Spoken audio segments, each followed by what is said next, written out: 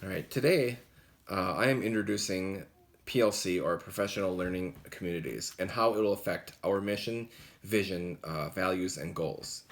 So, starting off, what are PLCs? They are more than just any other school initiative. They focus on professional learning communities focuses on the three big main ideas.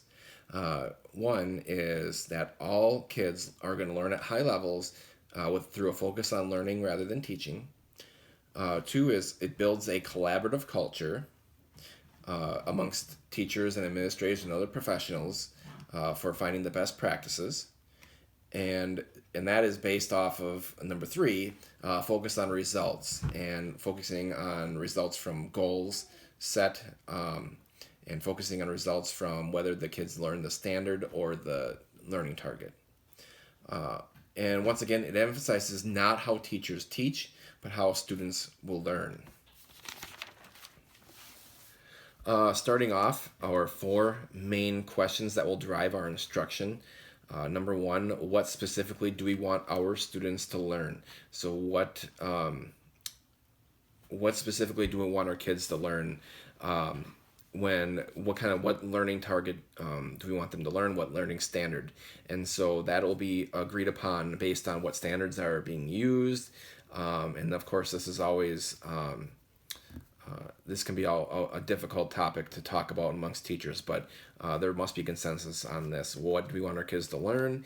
And that way you can do vertical alignment from 6th, 7th, and 8th grade, for example, and so on. And using the standards, what standard do the kids need to learn?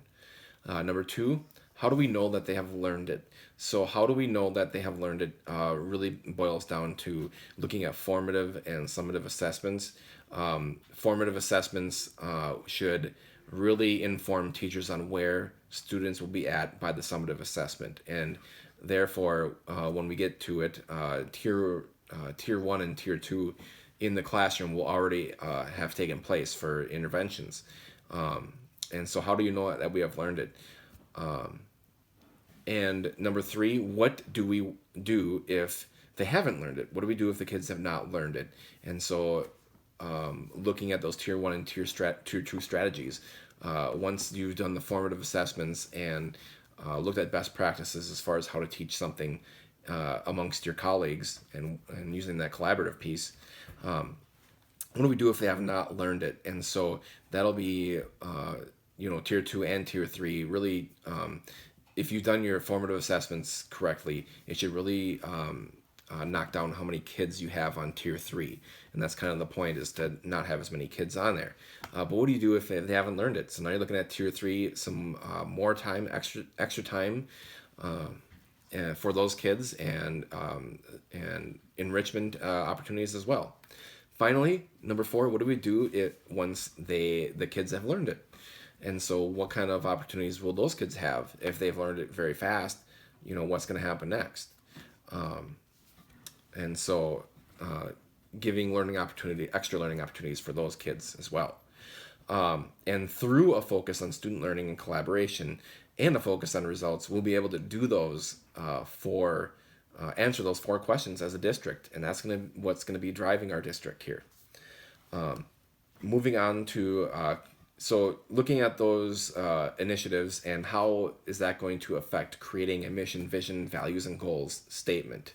So creating a mission, vision, and values and goals statement, it's important to keep the purpose and big ideas as what is going to be tight in the district, and tight meaning what it will drive, what everyone will follow in the district, whether you're teachers or administrators. What's loose is what teachers and administrators can do on their own, and looking for best practices using that collaboration piece. And so we're going to create the big ideas through PLCs, looking at those three goals and the three big ideas and the four main questions, and then looking at what's loose really is going to be guided by strict rules set up in the statement here. So first, for the mission, why do we exist as a school is the question that PLCs use. And so why do we exist as a school here? We're going to answer that through the overall mission, the vision. What must our school become to accomplish our purpose? So what do we need to do as a school district to accomplish our overall purpose? Our values, how must we behave to achieve our vision? So what do we have to do as a school district? How do we have to behave as an entire district to achieve our vision using the PLC, the three main big ideas and the four main questions? Finally, the goals. How will we mark our progress? How are we going to mark our progress? And this is very important. How are we going to know that we have, as a district, achieved our progress? Meaning there is an endpoint. So every 2 or 3 years, these goals and the mission, vision, values must be looked at. And that's very important. And so if we've achieved our goal, then we need to look back and see how, what can we do coming up. And of course, we can't do any of that unless we build shared knowledge amongst teachers and administrators and all overall professionals.